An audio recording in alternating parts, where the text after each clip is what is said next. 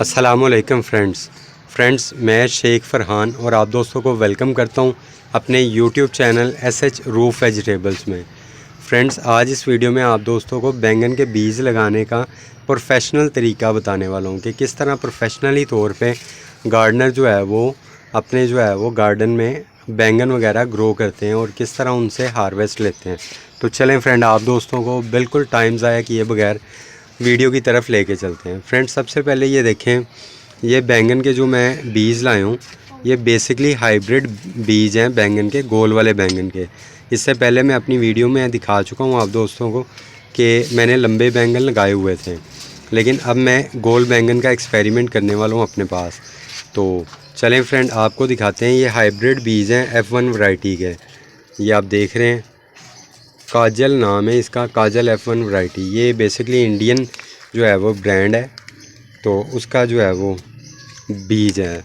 तो ये देखें फ्रेंड, इसके अंदर जो है वो बिल्कुल थोड़े से बीज मौजूद हैं बैंगन के, लेकिन ये है कि हाइब्रिड वैरायटी का ये फ़ायदा होता है कि इसकी ग्रोथ बड़ी अच्छी होती है और उसके ऊपर छोटी उम्र में ही जो है वो बीज लगना बैंगन लगना शुरू हो जाएंगे।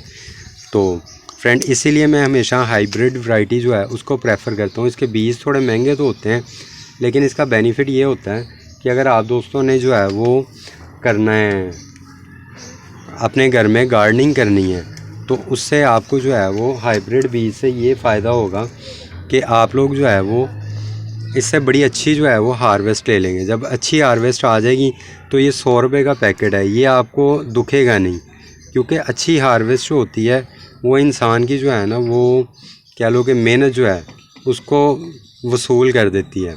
तो इसलिए मैं हमेशा हाइब्रिड वैरायटी के ही बीज लगाना प्रेफर करता हूँ।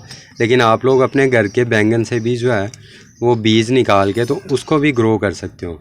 तो चलें फ्रेंड, ये देखें, मैं आपको दिखा रहा हूँ कि किस तरह आप लोग बड़े आराम से प्रोफेशनली तौर पे बीज ग्रो कर सकते हैं बैंगन के।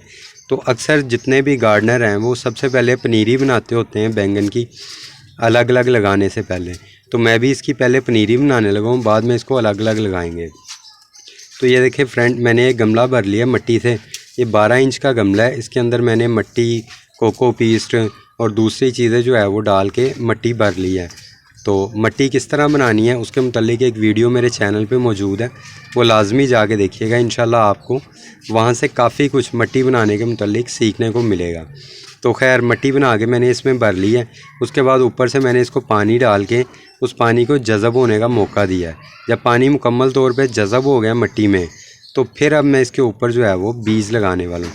क्योंकि अगर आप बीज लगाने के बाद पानी डालते हैं तो उसका ये नुकसान होता है कि बीज एक्सपोज्ड हो जाता है, और फिर ज़ाहरी बात है, बीज एक्सपोज्ड हो जाएगा तो उसके अंदर जो है वो पौधा नहीं निकलेगा और नतीजे के तौर पे जो है आपकी मेहनत सारी ज़ाया हो जाएगी।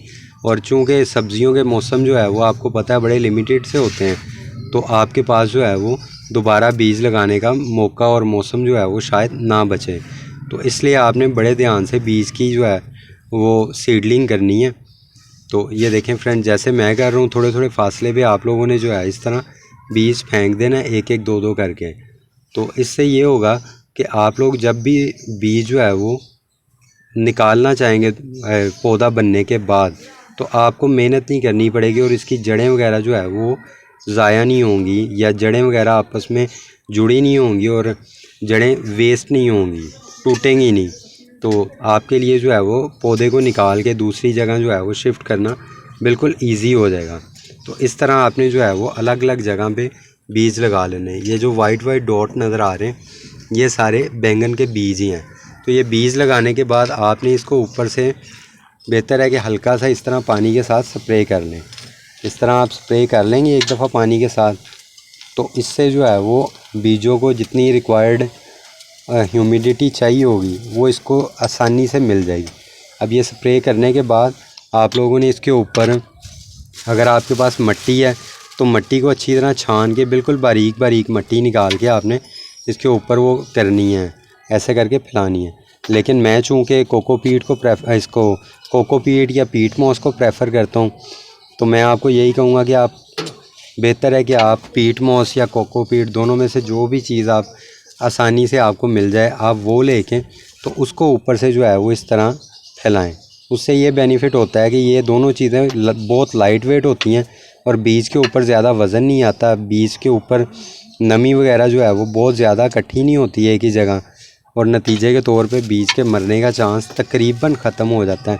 और आपके पास 95% से ज़्यादा, कई मौक़ों पे तो 100% जो है वो ग्रोथ हो जाती है बीजों की। तो इस तरह अगर आप लोग जो है वो अच्छे तरीके से सीडलिंग करते रहेंगे तो आपको बड़े आराम से जो है वो गर्मी सर्दी की सब्ज़ियां लगाना, फूल लगाना और हर किस्म की सीडलिंग करना जो है वो आ जाएगा। तो फ्रेंड्स, ये करने के बाद आपने इसको ऊपर से दोबारा एक दफ़ा अच्छे तरीके से पानी जो है इसके ऊपर ऐसे करके लगा देना। पानी लगाने के लिए सबसे बेहतरीन तरीका यही है कि आप इसको जो है किसी बड़े से जो है वो टब वगैरह में रख के नीचे से पानी जो है वो डाल दें, ताकि ये अपनी मर्ज़ी से जितना पानी इसको रिक्वायर्ड है वो एब्ज़ॉर्ब कर लें। लेकिन सेकंड नंबर पे अच्छा तरीका ये है कि आप इस तरह स्प्रे बोतल के साथ इसको पानी दें।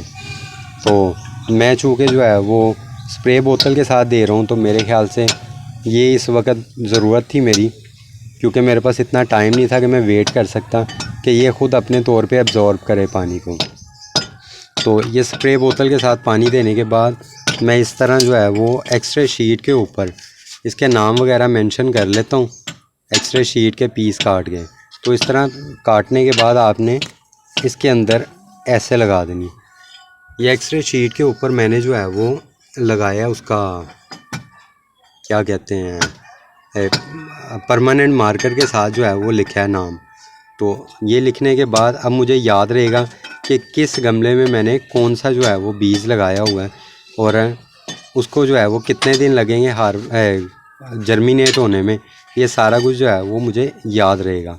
तो चलें फ्रेंड, उम्मीद करता हूँ आप दोस्त भी इसी तरीके से अपने पास वीडियोज़ वगैरह सीडलिंग वगैरह जो है वो करते रहेंगे और अपने घर में गर्मी और सर्दी की सब्जियां खुद से ग्रो करते रहेंगे। तो चलें फ्रेंड, अगर वीडियो अच्छी लगी है तो इसे लाजमी लाइक कीजिएगा, चैनल को भी सब्सक्राइब करके आल के बटन पे प्रेस कर लीजिएगा। शुक्रिया, अल्लाह हाफिज़।